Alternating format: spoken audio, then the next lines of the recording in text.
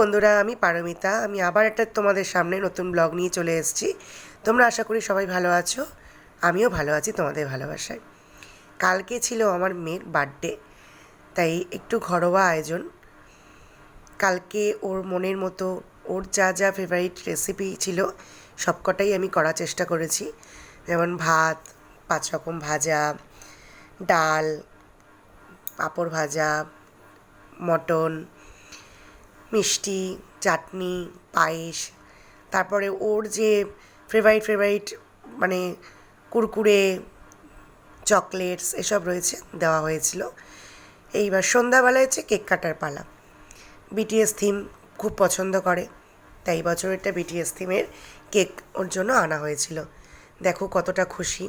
আর ওর যা একটু দুষ্টুমি করছিল ওর সঙ্গে, বলছে দে আমি একটু ফটো তুলি। এই চলছিল কালকে খুনসুটি। কালকে কিন্তু দিনটা সত্যিই খুব ভালো ছিল।